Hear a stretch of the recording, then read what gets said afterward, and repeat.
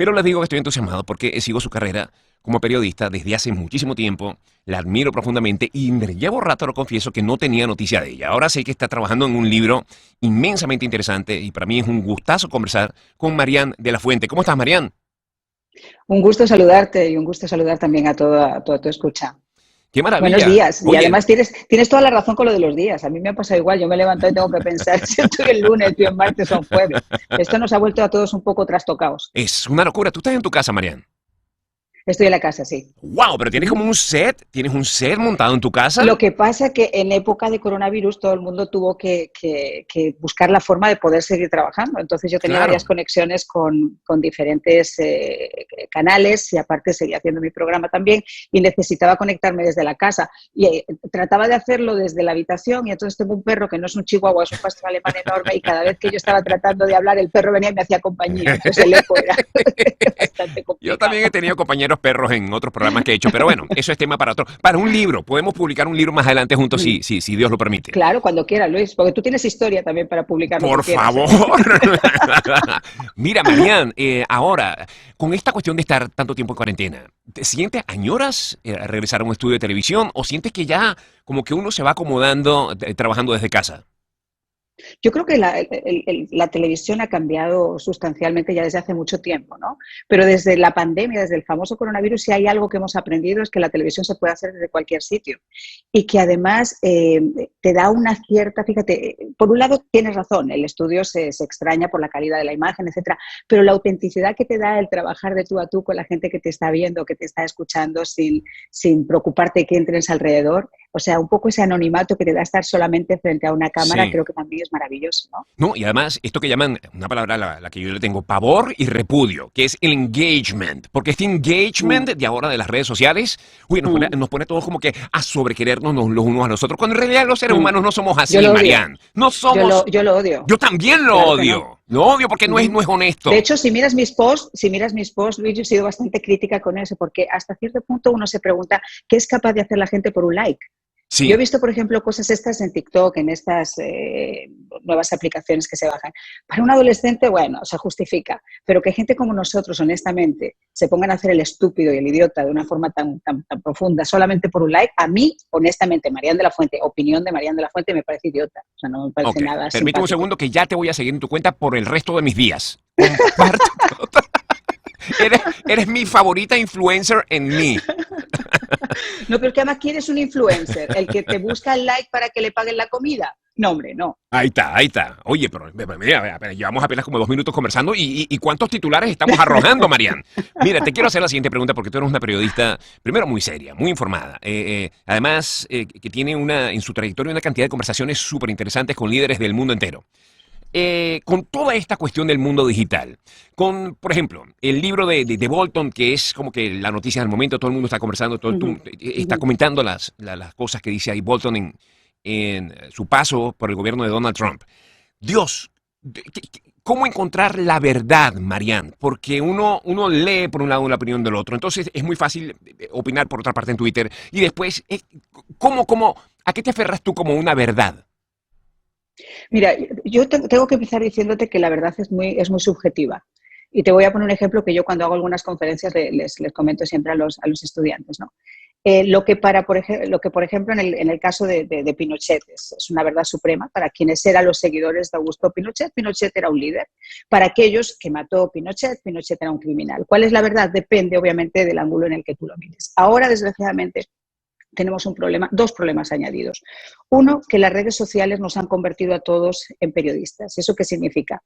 Que si bien es cierto que todo el mundo tiene la capacidad de poder comunicarse, no saben contrastar lo que se publica. Entonces, todo se hace viral. Yo recibo una noticia, me apetece, me gusta, se identifica con lo que yo pienso, inmediatamente la hago viral sin contrastar que eso es real o no es real. Y eso nos está pasando un poco a todos los niveles. Y la otra es que los medios de comunicación, desgraciadamente, no son medios de comunicación, son empresas de comunicación que responden solamente a unos intereses. Y, no te voy a decir en general, pero en una gran mayoría, los periodistas que trabajan para esos medios de comunicación tienen que seguir una línea editorial. Y esa línea editorial no es más ni menos que la agenda del empresario de comunicación. Y eso es otra realidad.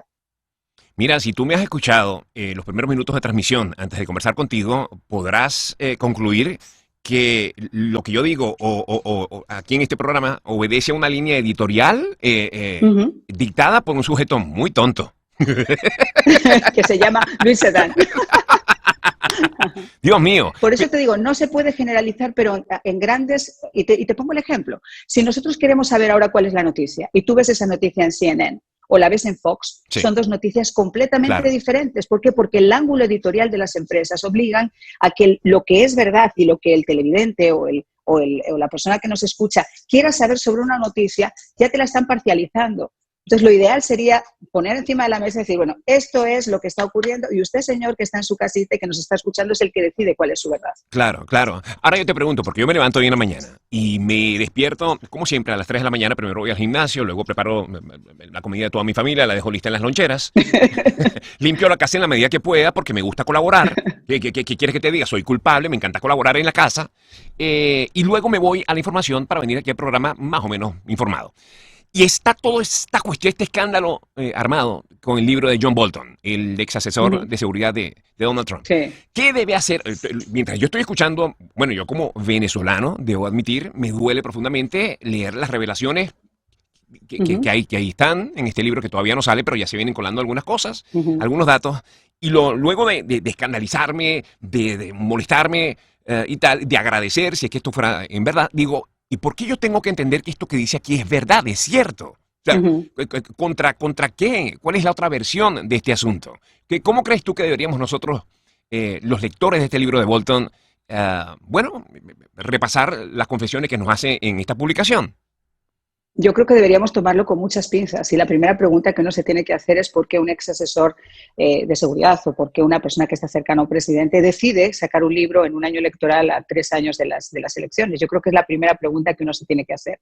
Y después tiene que empezar a tratar de ver qué es lo que hay entre líneas. Yo esta mañana una de las cosas que más me llamaba la atención es por qué ahora, por ejemplo, entre muchas de las cosas que dijo, comentaba que había pedido ayuda a China para poder ser elegido como presidente. Es otra de las muchas cosas. ¿Por qué sacar esa noticia ahora? O sea, ¿cuál es el sentido cuando todo el mundo sabe que eso no es cierto? O sea, es muy difícil. Si bien la injerencia de otros gobiernos en el gobierno de Estados Unidos puede tener cierto peso, ya vimos lo que pasó con Rusia, ya vimos lo que ha pasado con Ucrania, ahora China. Ajá. ¿Tú crees que vaya a pasar con este libro? Porque entiendo yo que la Casa Blanca había interpuesto una demanda para que el libro no se publique, pero esto viene como con un peso propio tan grande, es como una bola de nieve que va rodando cuesta abajo ya. No, yo creo que va a ser un escándalo, eso no cabe duda, porque todas esas declaraciones habrá personas que, como te digo, las contrasten y traten de cuestionarlas, y habrá personas que las lean como leen la Biblia. Entonces, claro, eso va a tener ciertas repercusiones muy serias. Y él además hacía alusiones que yo no sé hasta qué punto uno pone en entredicho su posición como asesor de seguridad cuando es capaz, antes de que termine un gobierno, de sacar a la luz pública declaraciones como esas, ¿no? Sí, es realmente impactante. Tengo entendido yo que ya es bestseller y el libro todavía no llega Claro que es bestseller y va a dar muchísimo más de qué hablar, porque luego se viene con las entrevistas, viene con las conferencias, viene con un montón de cosas más. Y viene, y con el libro el tsunami. De otro familiar, entiendo que es una sobrina, una prima, o ya no sé ni qué es lo que es de Donald Trump, que también viene con una cantidad de historias que uno dice, pero bueno, espera un momento, llevamos 3 meses, casi 4, donde todo es coronavirus, la pandemia, la cuarentena del coronavirus, y uno dice, yo me arrepiento ahora profundamente si es que fue mi culpa, señor. Yo recuerdo que yo me quejaba de que no podía seguir inventando cosas en torno a la cuarentena o a la pandemia o a los chinos y la cuestión de Wuhan. Y entonces siento en alguna forma que quienes trabajamos con la información, tú lo haces de una forma muy seria, eres periodista, yo lo hago de una forma muy, muy tonta, soy humorista político, me gusta la política en esa forma, pero digo, ¿será que lo pedimos demasiado? Y ahora de pronto en los últimos 3 días se nos viene el caso de Alex Saab en Cabo Verde, en África, se nos viene encima la cuestión en Venezuela de el Tribunal Supremo de Justicia ilegítimo esté haciendo desastres, y ahora esta cuestión de Bolton, y uno dice, pero ustedes no se acuerdan, bueno, por no hablar de la cuestión racial tan espantosa aquí en los Estados Unidos y que ha corrido como pólvora en el mundo, y el cantante Pablo Albarán ahora dice que es homosexual. Entonces uno dice, bueno, ya basta, volvamos por favor a la cuarentena, era echando broma, Dios mío. Pero tú sabes para qué sirvió la cuarentena, para escribir libros. O sea, hubo un momento cuando ya las musas estaban de vacaciones, alguien tenía que recuperar algo y ponerse a escribir, ¿no? Bueno, al regreso vamos a hablar del tuyo. El libro, Código Catleya, todavía no ha salido. No, no ha salido todavía. Fue un trabajo súper complicado, Luis. De hecho, solamente hemos podido dar un par de entrevistas hasta que el libro pueda ver la luz, porque hace aproximadamente 3 años se me aproximó una persona diciéndome que tenía información confidencial, que era informante del FBI, que había sido narcotraficante y que gracias a ella habían llevado a la detención del Chapo Guzmán. Así, dicho como tal, sonaba muy bien, pero Wow. le dije, qué Sí. lindo, ¿no? Yo necesito que me des algunas pruebas de que lo que me estás diciendo es verdad, y me mostró unos documentos que obviamente no me dejaban ninguna duda, porque eran documentos que el FBI había utilizado para mostrarle al juez, en este caso encargado de darle su sentencia, de todo lo que había hecho para que pudieran exonerarla de los cargos, ¿no? Entonces, a raíz de ver que obviamente lo que ya estaba impreso era lo que ella estaba comentando, comencé a investigar sobre esta chica, y fue la única persona que, si después queréis saber un poquito más de ella, hizo sus declaraciones en el día de la sentencia del Chapo en calidad de víctima. Es la mujer a la que Alex Cifuentes, el brazo derecho del Chapo, y el Chapo dieron $1.000.000 a los Hell Angels para matarla. Una mujer con 23 años que se hizo amante del brazo derecho del Chapo, y que después de llevar 4 o 5 meses con él un poco pues entrando en lo que era ese mundo, por su inteligencia, el Chapo decidió que podía darle un poco más de campo, y llegó a ser la encargada de manejar el precio de la coca con la guerrilla, manejar territorios como Ecuador o como Canadá. Y un día, regresando, pues le pararon en el aeropuerto y le dijeron: tienes 3 minutos exactamente para decidir qué quieres hacer con tu vida. Era el FBI. Y obviamente con esa edad decidió que quería convertirse en informante, y estuvo 3 años al lado del Chapo mandando información al FBI y a otras agencias, y gracias a ella y a las fotografías que hizo y a lo que hizo, pues lograron detener al Chapo Guzmán. Wow. Ahora, ok, muy bien. Vamos a ver. Vamos a... Dios mío. Así.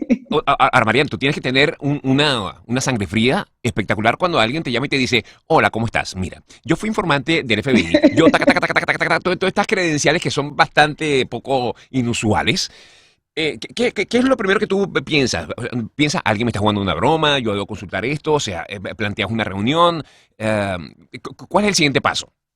Mira, como ocurrió, y si lo puedo contar porque es una cosa que además se relata en el libro. Yo ya había hecho varios libros y varias investigaciones sobre narcotráfico, y obviamente es un mundo muy grande y al mismo tiempo muy pequeño, donde hay pocos especialistas que hablan sobre cómo funcionan los carteles en Latinoamérica y cómo se extienden alrededor del mundo, ¿no? Uno es Anabel Hernández, que está en México, y la otra persona que se ha dedicado a hablar sobre narcotráfico he sido yo. Hice anteriormente La verdadera historia de Dr. B, que es sobre un fotógrafo de los años 70 que también utilizaba sus cámaras para llegar a las organizaciones criminales y después ofrecerles el contrato de extradición para que vinieran a Estados Unidos. Entonces, a raíz de ahí se movieron las cosas y esta niña me buscó.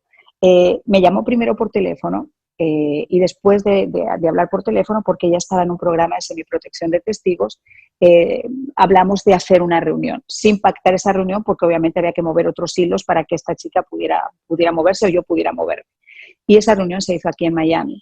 Y cuando la conocí, como te digo, lo primero, después de escucharla y después digamos, una mujer hermosa, muy linda, no te imaginas para nada que hubiera podido estar envuelta en ese mundo, después de escucharla y de verlo y de ver esos documentos, dije, caray, es cierto. Entonces, el siguiente paso fue hablar con otra gente que había estado envuelta en esa investigación para Ajá. comprobar que ciertas cosas eran ciertas, y ahí comenzó toda la investigación, porque no es solamente lo que esta chica cuenta como su historia, sino todo lo que realmente ella estaba contando, que estuviera en el contexto de lo que había ocurrido. El libro está novelado, pero te puedo decir que la realidad supera la ficción. Es un libro donde se hacen unas declaraciones impresionantes de cómo funciona el narcotráfico, Sí. de cómo desgraciadamente nos pegamos latigazos y decimos, caray, esta gente tiene que estar en la cárcel, pero para que esa gente esté en la cárcel y esos poderosos estén en la cárcel, hay otros poderosos que son más poderosos que él, que no les importa y que al revés reciben incluso coimas, reciben dinero para que eso pueda seguir su curso. ¿Encuentras, en esto que estás diciendo, a ver, alguna referencia que nosotros los venezolanos o la gente de bien en el mundo, porque no solamente ha de ser una cosa exclusiva de los venezolanos, podamos identificar en el caso de Alex Saab, ahora detenido en Cabo Verde, en África, las acusaciones contra Diosdado Cabello, el propio Nicolás Maduro, como integrantes de una banda narcotraficante inmensamente poderosa en Latinoamérica? No, no, claro, y te digo, el Cartel de los Soles existe, el Cartel de los Soles es un cartel muy poderoso en Latinoamérica, en Honduras, y lo que pasa con esos carteles es que manejan narcogobiernos, porque en un momento dado, cuando las economías de Latinoamérica están deprimidas, obviamente echan manos del narcotráfico y es ¿cómo explicarte? Un win-win, donde ninguno de los dos, hasta que obviamente son detenidos, pierde. El gobierno recibe la cantidad de dinero que necesita para seguir manteniéndose como gobierno, aunque sea una dictadura. Y en el caso de los narcotraficantes siguen teniendo vía libre para poder hacer lo que quieran, limpiando fronteras, incluso en el caso de Venezuela, haciendo que no existan fronteras, porque la propia policía y los militares protegen esos narcogobiernos, como pasa en el caso de Honduras. ¿Nunca te ha dado miedo meterte en cosas tan peligrosas, Marian?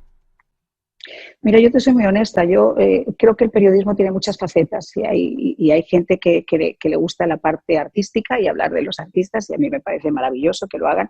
Yo no es un tema que a mí me parece, que a mí personalmente me guste hacer.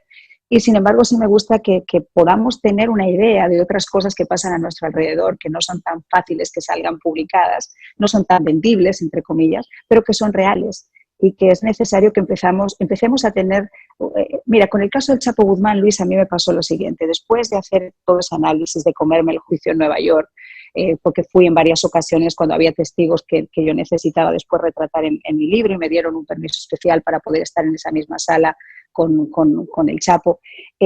Cuando tú ves cómo un gobierno como México, por ejemplo, ha llegado al punto donde, y te lo digo realmente, y eso no tiene nada que ver con el presidente de turno, porque han sido desgraciadamente con administraciones anteriores, 70% de las instituciones están corruptas. Ahí tenemos un problema serio, y el problema serio es la corrupción y la impunidad, las dos cosas. Claro. Y la corrupción y la impunidad llevan a que la gente se sostenga como pulpos en esos gobiernos. Y que los delincuentes, caray, ¿hasta qué punto tú puedes decir que un delincuente es delincuente cuando tú eres más delincuente que él? O sea, yo te voy a decir algo, si el Chapo hubiera llegado a hablar, hubieran tenido que construir una cárcel al lado de la suya. Ahora, en el caso venezolano, en el caso de Alex Saab, que como bien sabes, está detenido en África, en Cabo Verde. En Cabo Verde. Hay un portal informativo que ha realizado una investigación tremenda desde hace mucho tiempo en torno a los negocios terribles de Alex Saab con la dictadura de Nicolás Maduro. Y estas personas todas tuvieron que irse del país. Todas están regadas por el planeta por las amenazas de quienes están señalando con sus investigaciones. A eso iba mi pregunta. Si en tus libros o en esta investigación que has hecho sobre el entorno del Chapo Guzmán, porque, como bien dices, no están presos todos. Está preso... ¡Ahí está el perro! Ahí está el perro. Espero que no venga para acá, si no te lo presento. Por favor. Ven, Rocco. ¿Ven? ¿Se llama Rocco? Se llama Rocco, sí. Ah, ahora, cuando aparezca el Chihuahua, lo vais a ver por aquí la cabeza. Ese tipo de personas que quedan todavía repartidas en el mundo y que están, digamos, asociadas a la actividad delictiva del Chapo Guzmán, cuando se encuentran como un libro del Código Catleya, ¿pueden ellos sentir, hacer presión, intimidarte, hacerte llamadas, amenazar? Mira, no, porque hay dos cosas que están claras. Ha habido un juicio que ha sido el juicio del siglo, donde los principales asesores del Chapo Guzmán se convirtieron en sus verdugos, porque todo el mundo obviamente tuvo que negociar con las autoridades para poder conseguir unas sentencias que fueran mucho más favorables. Entonces, prácticamente esto no es un libro sobre el Chapo Guzmán, y es lo primero que a mí me gustó. Ya hay muchos libros sobre el Chapo Guzmán y sobre lo que pasa en el Chapo Guzmán. Es el libro de la historia de una joven que puede ser cualquier joven, en este caso colombiana, Linda, que venía de un concurso de belleza, tentada a conocer a una persona con poder, y que después de conocerla obviamente se ve inmersa en ese mundo donde ella está tentada más que por el dinero, por el poder. Y eso obviamente es una historia que es muy diferente a una historia del Chapo Guzmán. El Chapo aparece como personaje secundario porque obviamente ella trabaja para el Chapo, pero es una historia de amor, es una historia de traición, es una historia de superación, es una historia terrible de lo duro que puede ser trabajar para ellos, que hoy te quieren y mañana son capaces de dar $1 millón para que te maten. O sea, es un poco todo ese entorno, ¿no? Sí. Pero no es un libro en el que se destripe el cartel de Sinaloa ni lo que ha pasado, porque para eso, como te digo, ya ha hado un juicio y se han publicado varios libros sobre el Chapo Guzmán. Y ella está Esto lo que tiene está son libre. detalles Ajá. específicos de cómo funcionaban en el día a día Sí. y cómo eran personalmente, más que incluso lo que hizo, si compró 3 toneladas, si pasó 17 toneladas para Ecuador y quién estaba, son eventos que ocurrieron, novelados obviamente, pero que tienen que ver con ese entorno. Y ella se acerca a ti a contarte la historia, ¿con qué propósito? O sea, ¿cuál era la necesidad que ella tenía?